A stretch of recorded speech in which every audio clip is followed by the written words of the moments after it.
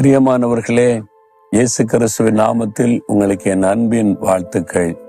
இங்க ஒரு கழுகை பார்க்குறீங்கல்ல, நம்முடைய தேவனுடைய கூடார விளாகத்துக்குள்ளதான் இந்த கழுகை செய்து வைக்கப்பட்டு இருக்கிறது. எதுக்கு இதை செஞ்சு வச்சிருக்கிறீங்க அப்படின்னு கேட்குறீங்களா? அங்க ஒரு வசனம் எழுதப்பட்டிருக்கு பாருங்க. அந்த வசனத்தை மக்கள் நினைவு கூறுவதற்கு தான் அதை செய்து வைக்கப்பட்டிருக்கிறாரு. இந்த வசனம் என்ன சொல்லுது?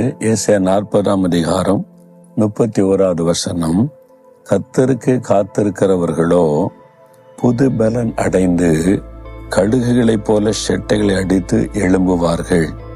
அவர்கள் ஓடினாலும் இளைப்படையார்கள், நடந்தாலும் சோர்ந்து போக மாட்டாங்க. அதாவது கழுகை போல பலன் அடைந்து எழும்புவது. கழுகு வயசான காலம் வந்துட்டுன்னா அவனுடைய ரெக்க எல்லாம் பலவீனப்பட்டுருமா. அப்புறம் அதனுடைய அழகு, அதெல்லாம் ரொம்ப கூர்மையரை கவு எடுப்பது, அதெல்லாம் பலவீனப்பட்டுருமா.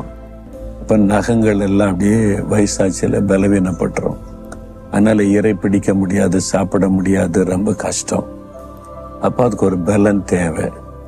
அதுக்கு என்ன செய்யுமா? உயரமான மலையில போய் அமர்ந்து கொண்டு தன்னுடைய முடியெல்லாம் உதிர பண்ணி தன்னுடைய அழகை பாறையில் அடிச்சு உடைச்சிரும், நகங்களை அடிச்சு உடைச்சிரும், எல்லாத்தையும் பழசெல்லாம் கழட்டி போட்டுட்டு காத்திருக்கமா. அப்போ அது முடியெல்லாம் உதிர்ந்து மொட்டை ஆயிருமா, மொட்டை கழுகு.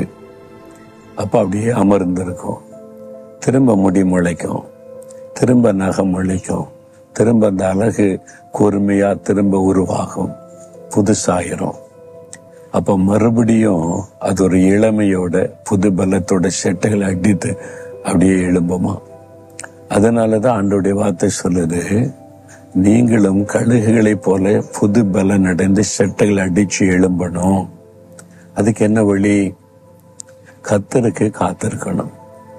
எப்படி கழுகு தன்னை தனிமைப்படுத்தி கொண்டு உயரமான ஒரு இடத்துல போய் அமர்ந்து அவரு காத்திருக்கிறதோ, ஒன்னா பழைய காரியெல்லாம் உதிர்த்து புதுசு வருவதற்கு காத்திருக்கிறதோ, அதே மாதிரி நாம் கர்த்தருடைய பாதத்துல காத்திருக்கணும். நம்மை தனிமைப்படுத்தி கொண்டு ஆண்டவரோடு உட்கார்ந்து பேசுவதற்கு. அப்போ வேண்டாத காரியத்தெல்லாம் உதிர பண்ணுகிற தேவன் அவர்.